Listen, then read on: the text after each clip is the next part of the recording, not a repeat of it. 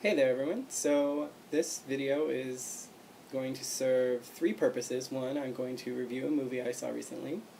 Two, I'm going to talk about my thoughts on the 80th Annual Academy Awards. And three, I am going to tell you what my latest obsession is. And I think I'm going to do those not in that order. So first are my thoughts on the Academy Awards. They were, of course, last night, and I thought that even though the ceremony went 17 minutes over, it didn't feel too long. Like sometimes, it goes really like 5 minutes over and you felt like you were watching it for, 5 hours or something. I thought Jon Stewart did a very good job as host. He was very toned down. I thought there would be a little bit more political comments going on. The acceptance speeches were short and sweet, which was great. And it was generally funny, and there was some great things that won, some great films that won, some great people that won. My thoughts, the two awards that I'm most happy with was original screenplay going to Diablo Cody for Juno, which is an excellent film and was so well written, and it's amazing that she went from exotic dancer to first-time screenwriter Oscar winner. Like, that's great, And the other award that I'm very happy with was Best Actress going to Marianne Cotillard for La Vie en Rose, because that movie was just stupendous. Like, I can't even explain that movie. It was so great. Everything about it. And she is just such an amazing actress to be able to be transformed from this absolutely beautiful woman into sort of this old character in the later parts of Edith Piaf's life, and just this tragic woman really speaks a lot to her abilities as an actress, and I'm very happy that she won. Other than that, my other favorite moments at the Oscars were Amy Adams, who I absolutely love, singing the song, Happy Working Song from Enchanted, and the song from the movie Once, which I haven't actually seen yet, but I'm renting. It's in my online rentals queue, so it should be coming probably next week or so. And I'm very much looking forward to seeing the movie. Everyone's told me it's great, and the music was very good. The song was beautiful that won, and after they won the award, and they went to commercial break, and then they came back, I was very, very happy, and I thought probably one of the best moments of the show was when Jon Stewart called Markéta Irglova back out to actually give her thank yous, since they cut her off and didn't let her do it after they won the award. And I thought that was very nice that he did that, and I thought that was really great, because so many people loved this movie, and it was such a great idea, this movie musical that they filmed on a minimal budget in 2 weeks in Dublin, sort of on home movie cameras and stuff. It's a great story, and I think that it's a great win. So, and now on to the fashion report. P.S. I'm sorry, I'm not very good at editing these videos.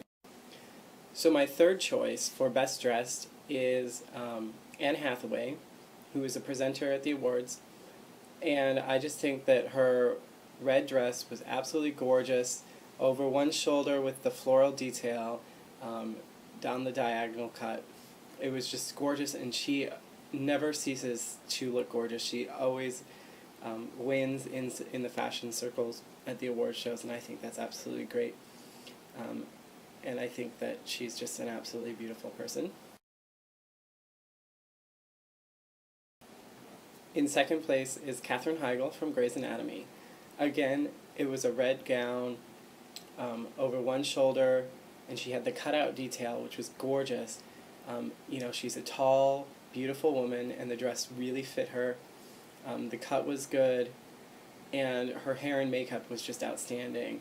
The sort of retro curl look and the bold red lip, it just really accented the dress, and I think everything with her entire outfit was absolutely gorgeous. And my top fashion winner is Marianne Cotillard from La Vie en Rose, in her custom-made for her dress by Jean-Paul Gaultier. the quote-unquote mermaid dress with the sort of the fish scales on it. Absolutely gorgeous. She's just a stunning, beautiful woman. Her hair, the curls off to the side, absolutely gorgeous. Her makeup was gorgeous. And the accents, the simple little necklace down the middle, everything. I mean, it was just, she blew me away. She's just absolutely gorgeous, and I hope we see a lot more of her on red carpets to come. Random side note, am I the only one that thinks Tilda Swinton is a little bit creepy looking? I mean, she looks kind of like a man, and I don't know, the red hair, I mean, she's just kind of creepy. I mean, it's great that she won. I loved her as the White Witch in, the Chronicles of Narnia, so power to her, but she just kind of creeps me out a little bit.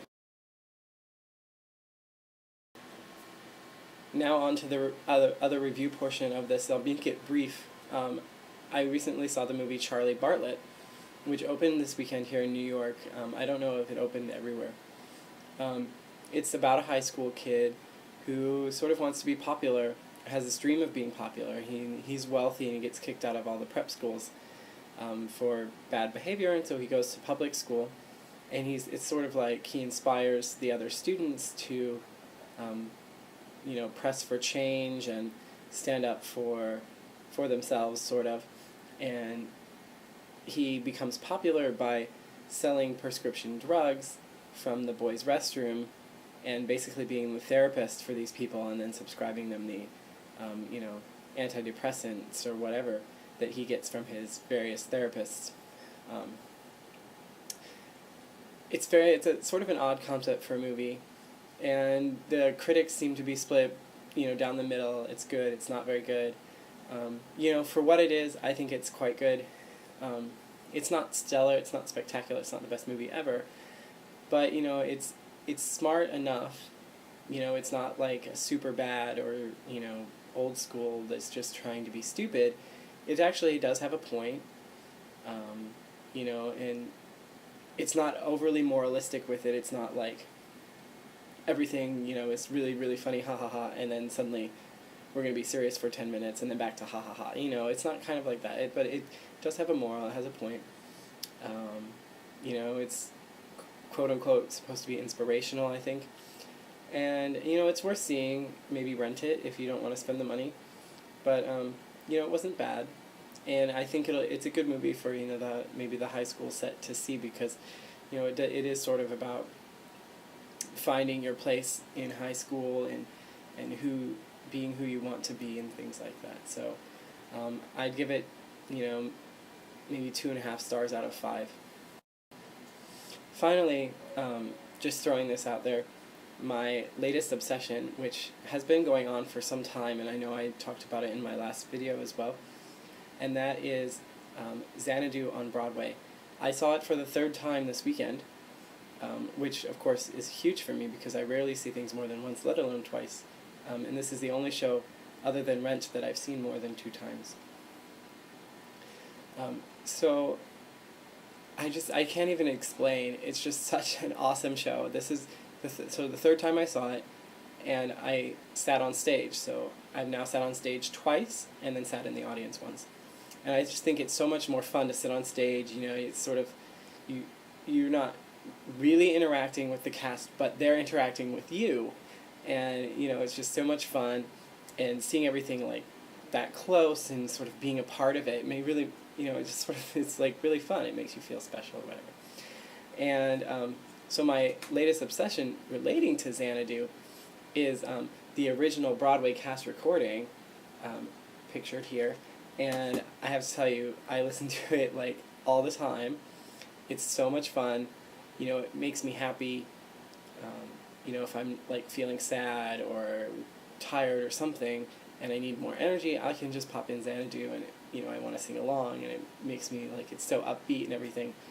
And it's just great, and I think everyone should see the show. So that's my 2 cents on Xanadu. And I hope this video is not too long. I hope you watch it, and I hope to make some more reviews sometime soon.